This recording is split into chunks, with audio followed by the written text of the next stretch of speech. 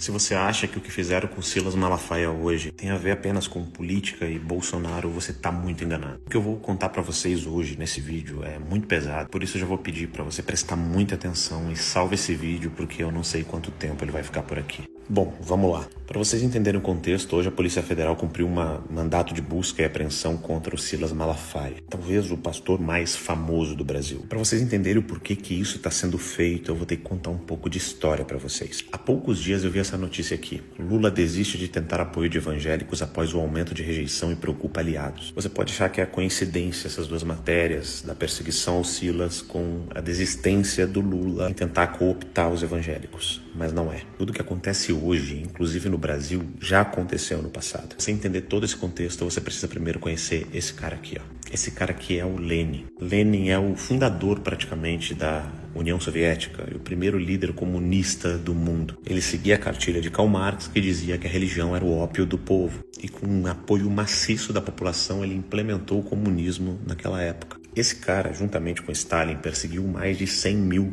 padres e pastores. Só que a questão é que nem sempre foi assim. Para vocês entenderem o contexto histórico, na época, os cristãos eram muito predominantes ali na região da Rússia, onde a União Soviética se criou. E com aquele papinho de bom samaritano, para convencer o povo a aderir às ideias comunistas, aquelas ideias de que o comunismo ajuda os pobres, aquela coisa toda que vocês já conhecem, balela, esses caras aqui começaram a distribuir bíblias. Isso mesmo, eles distribuíam bíblias para a população.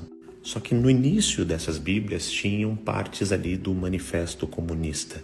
E basicamente era uma bíblia comunista que eles utilizaram para mostrar que eram bonzinhos e que precisavam do apoio da população. Com essa estratégia de conquistar os cristãos, e é muito importante que você entenda essa parte, eles conseguiram um apoio maciço da população e logo depois conseguiram, através da Revolução Russa, tomar o poder. Só que aí tudo mudou. Após a Revolução Russa, e quando já estava no poder, Lenin chamou a luta para difundir o ateísmo a causa do nosso Estado. E à época o governo teve dificuldades de botar a educação antirreligiosa nas escolas devido à falta de professores ateus. Mas por que isso é tão importante? Lenin, vendo que não conseguiria destruir os cristãos por causa que era muito enraigada aquela ideia do cristianismo, de Jesus e tudo mais, estava acima do Estado, onde essa galera acredita que o Estado tem que ser seu próprio Deus. Ele começou simplesmente a matá-los, persegui-los, prendê-los e fechar igrejas. E já deixo claro que isso não é opinião, é história. Ironicamente, faz muito sentido dentro daquela matéria que eu mostrei para vocês logo no início.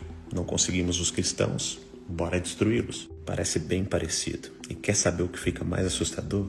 Assiste comigo esse trechinho desse vídeo aqui. Em segundo lugar, obviamente, como socialista, comunista, marxista, eu faço aquilo que Lenin recomendava, análise concreta da situação concreta. Agora uma pausa para lembrar do passado recente, onde nós dizíamos, antes da galera ir para as caixinhas eletrônicas que escolhem seus representantes, que os cristãos estavam em risco com a eleição do cara que ganhou ou tomou o poder aqui no Brasil. Eles diziam que era fake news e censuraram essas opiniões de pessoas que estudaram a ideologia que eles diziam defender.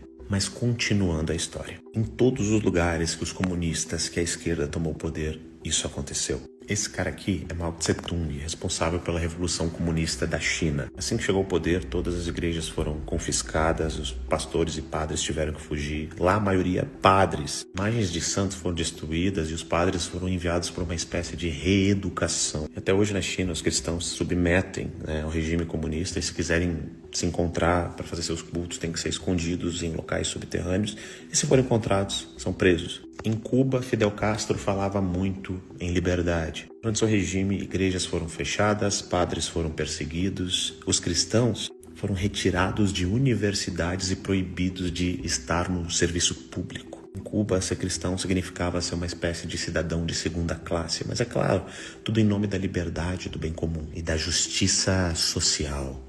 Na Alemanha Oriental, padres e pastores eram vigiados como se fossem verdadeiros terroristas. A polícia da Stasi simplesmente vigiava todos eles. O mesmo aconteceu na Hungria, na Polônia, na Tchecoslováquia e todos os países influenciados pela antiga União Soviética. O objetivo sempre foi claro, nunca existia nenhum tipo de lealdade acima do Estado e do Partido Comunista, nem mesmo a Deus. Você não podia ser leal acima do regime. Você percebe o padrão? Começa com a censura, depois vem o cancelamento, igual aqui no Brasil. Fizeram com o Frei Gilson, porque ele fez uma oração dizendo para Nossa Senhora livrar o Brasil dos males do comunismo. E a esquerda caiu de pau em cima do cara, tentando cancelar ele de toda quanto é forma, enquanto ele fazia lives e cultos para milhares de pessoas durante as madrugadas. Acontece que depois do cancelamento vem a criminalização da opinião. E não somente pelo cara ser uma pessoa de forte opinião política, mas também porque multidões o seguem por motivos religiosos. Chamaram a gente de conspirador, que fazia a teoria da conspiração, fake news, quando dizíamos que haveria sim perseguição religiosa no Brasil. Mas pois bem, a cartilha está sendo muito bem aplicada. A coisa, a história mais interessante quando você descobre que a maioria desses países que eu citei, que tem esse tipo de perseguição, fazem parte do BRICS, ou são aliados de primeira linha de Lula e inimigos, por exemplo, dos Estados Unidos, de Israel e de países livres. A questão é que você pode até não gostar do Silas, você pode até não gostar de mim, mas meu papel aqui é te alertar por que está acontecendo de fato no Brasil diante dos nossos olhos. É a história se repetindo. Eu falei que isso era um vídeo pesado e que provavelmente não vai ficar no ar por muito tempo. Mas se você voltar algumas décadas atrás, esse cidadão estava falando isso daqui. Não dá para você pegar o regime cubano, colocar no navio, trazer para o Brasil, decreto-lei número 1, socialismo à la cubana. Não dá certo. Ou trazer o soviético, sabe, através de um avião, chegar aqui e decretar socialismo via Suécia, também não dá certo. Eu acho que ele será demorado, ele será, sabe, penoso, mas será nos moldes em que a cabeça do povo brasileiro estiver preparada para implantá-lo. Acredito nisso, trabalho para isso. Acho difícil, veja, eu sou tão pessimista que eu acho difícil que mesmo que a gente fizesse a revolução hoje nesse país, depusesse o governo, a gente para implantar esse socialismo levaria quantos 30, 40, 50 anos para implantar num país de tantas coisas como o Brasil.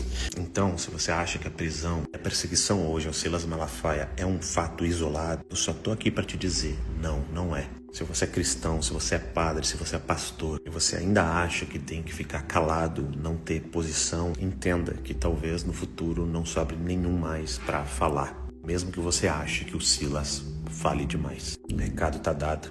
Segue o Rony Gabriel.